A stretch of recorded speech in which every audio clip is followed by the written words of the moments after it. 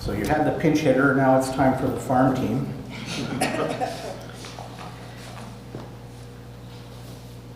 This week's Torah portion is Chaye Sarah, the life of Sarah. And it consists of chapters 23, 24, and the first part of 25 of Bereshit, the book of Genesis. The portion begins with Sarah dying at the ripe old age of 127 and describes how Abraham negotiated with the Hittites to buy the cave of Machpelah as a burial site. That's chapter 23. In chapter 24, Abraham, getting on himself, decides that it's important to find his son Isaac a wife. So he sends his top servant Eliezer to go find a suitable girl from amongst Abraham's relatives in Nahor. Eliezer asks God to give him a sign when he finds the right bride, and right on cue, Rebekah appears and gives the sign Eliezer is looking for. He has a quick visit with Rebekah's family, and then off they go together back to Abraham's home, where Rebekah and Isaac are happily married. To round out the portion in chapter 25, Abraham takes another wife, Keturah, has 6 more sons, and finally dies and is buried by Isaac and Ishmael in the same cave that Abraham bought back in chapter 23. So, of all of that, lots going on, what to talk about then? It seems to me that this Shabbat is a little bit extraordinary. Here we are, less than a week since the horrifying massacre at Tree of Life Synagogue in Pittsburgh, and a week from now, at our next Erev Shabbat service, we'll be commemorating the atrocities of Kristallnacht and honoring the Jews of Horovice in the Czech Republic, who were wiped out in the Holocaust and whose Torah scroll Hillel has been entrusted to preserve and protect. Most of the time, when we come around to Parshat Chaye Sarah each year, we talk about how we learn from it some of the ways in which Abraham, our first patriarch, set himself apart from the peoples around him, protecting himself from idolatry and the other practices that were offensive to God. We often take this as an object lesson in guarding ourselves against assimilation and keeping ourselves distinct and separate. Some of you who know me pretty well will know that these are not my first choices of soapbox to stand on. What's more, coming as it does, sandwiched between a week marked by an act of vile hatred and a week when we remember the victims of even more vile hatred, I really feel like this is not a week for admonition. Rather, it's a week for consolation. And where do Jews go for consolation? To the Psalms, of course.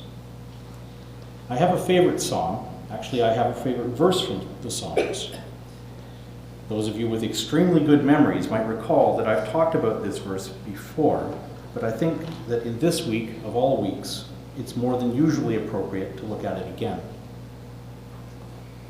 What I find so striking about this verse from the Psalms is that it really drives home in a concise, even poetic way, the profound nature of God's love for us and the remarkable grace that God shows us.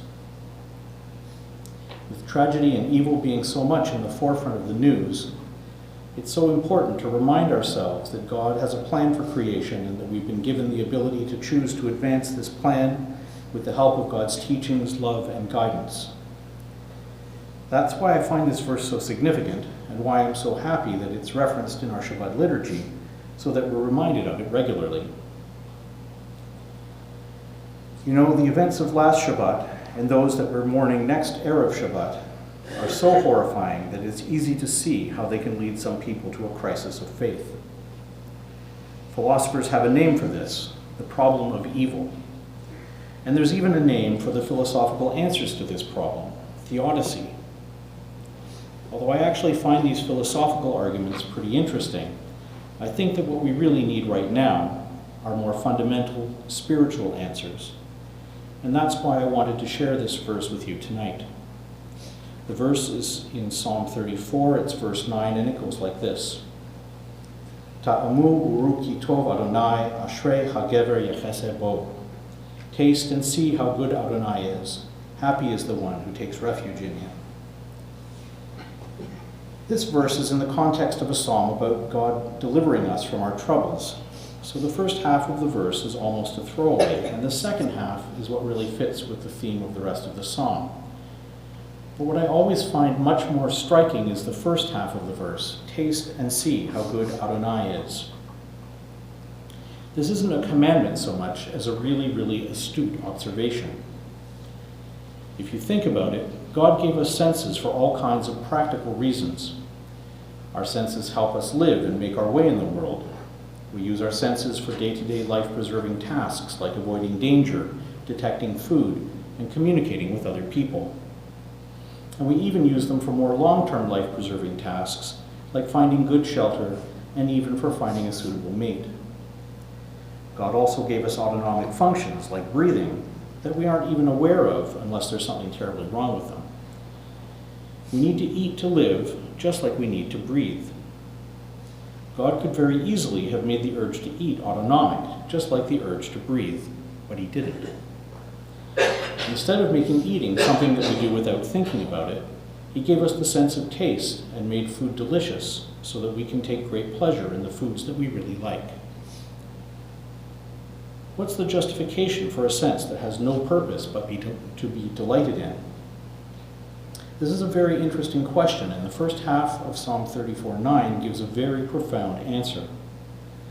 In fact, after Adonai Echad, Adonai is one, I think this answer is one of the most profound statements in all of our scriptures. We have senses to delight in because God is really generous to us. Why is God so generous? What does this tell us about our relationship with God and what he expects from us? God shows us generosity because he wants us to know and understand what it is. And in particular, he wants us to be generous with one another. By his generosity, God is showing us that this is a value that matters to him. By being generous to us, he's showing us that we matter to him. From this, we can also see that he wants us to appreciate the gifts he gives us and to show that appreciation by using them to further his plan. We each have our own strengths and aptitudes, our own individual skills which God has given us. He's given us each our own toolkit for making our contribution to his plan. He's given us these tools and he expects us to use them as best we can. This is why I often say that you worship God by doing what you're good at.